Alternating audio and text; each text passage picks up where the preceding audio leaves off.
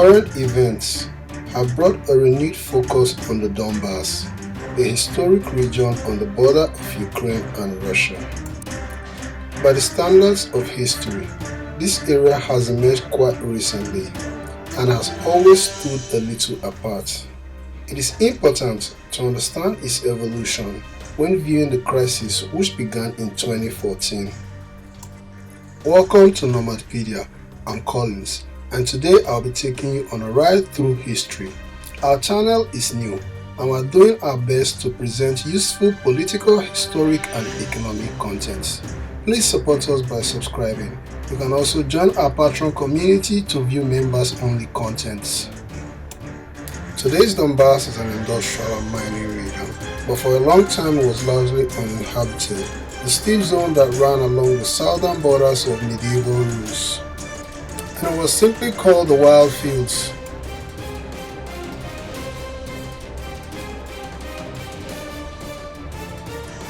In 1868, Kramatorsk appeared, and in 1878, Debaltseve.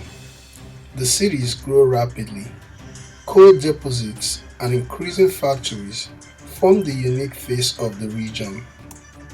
This even appears to the landscape.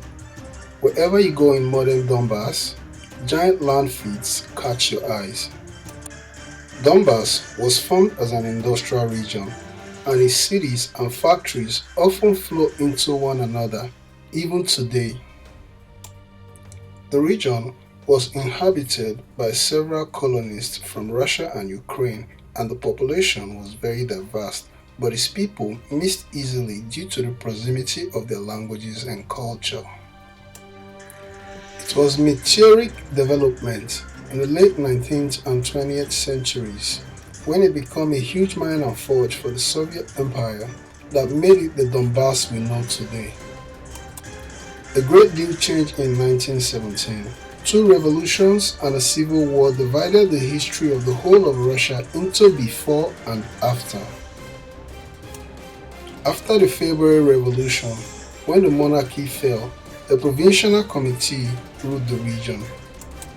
Meanwhile, the Central Parliament, or Rada, in Kiev, declared Ukraine autonomous before making a declaration of independence after the October Revolution.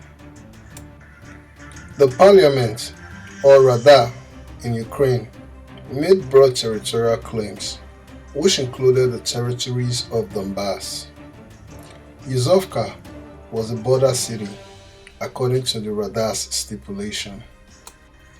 Although, the nuance was that the Rada did not exercise any authority over most of these territories. November 7th, 1917, the Socialist Revolution took place. After that, events took off at a gallop. In Kiev, the communist uprising was suppressed, and Russian officials who considered the Rada a lesser evil than the Reds actively participated in this. Meanwhile, in the east of the self-proclaimed Ukraine, a very unusual coalition was being formed. Its center was Kharkov, a large industrial city that was not part of the Donetsk Basin region but closely tied to it. Although the area was administratively divided into three entities, they had a common economy and interest. While the Rada was in section, local councils in the east of Ukraine announced the unification of the Donbass and Krivbas coal basins.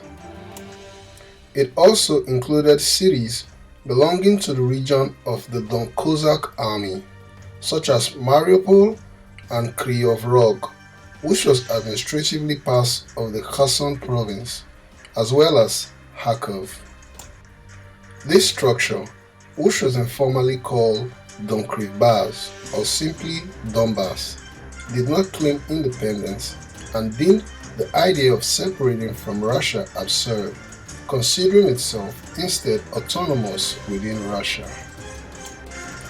Nikolai von Dittmar, chairman of the Council of Congress of Miners of South of Russia, noted, industrially, geographically and practically speaking, this whole area is completely different from that of Kiev. This whole district has its own completely independent fundamental importance for Russia and lives a separate life. The administrative subordination of the Kharkov district to Kiev is not called for by anything at all, but on the contrary, does not correspond with reality. Such artificial subordination will only complicate and impede the lives of the district, especially since the subordination is dictated by questions of expediency and state requirements, and exclusively by the national claims of the leaders of the Ukrainian movement.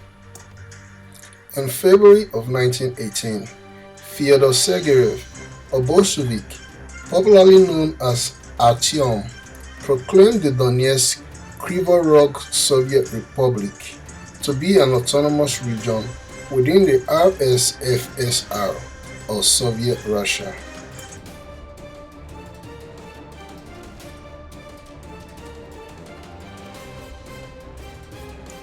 Well, I'll let you be the judge of that.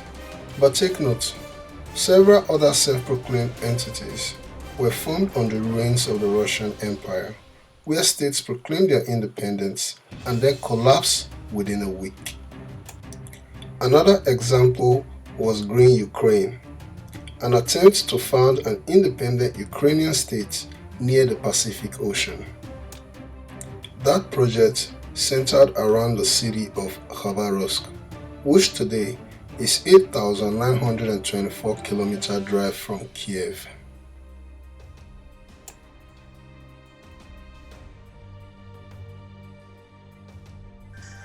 The DKR appeared precisely on the basis of a regional identity that had already been formed.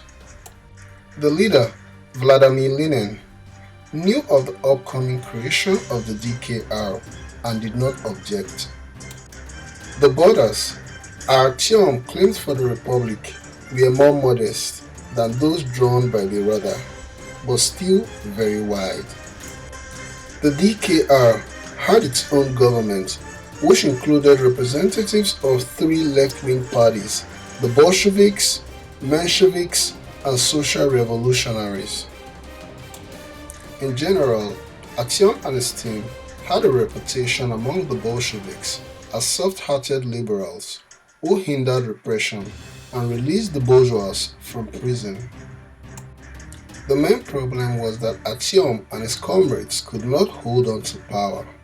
The German army, which was continuing its offensive during the First World War, was rolling in from the west, and Berlin's forces destroyed the DKR by May of 1918. The Donbass and all of Russia collapsed into the abyss. At first, the Germans plundered the region.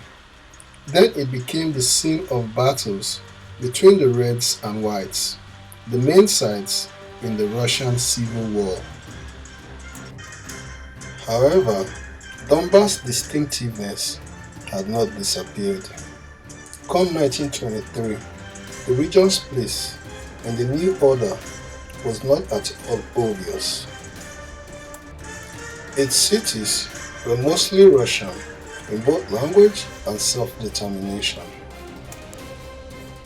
However, the occupying German forces installed a collaborationist Ukrainian government. Both Germans and Ukrainians shot political opponents and those suspected of sympathizing with the Reds.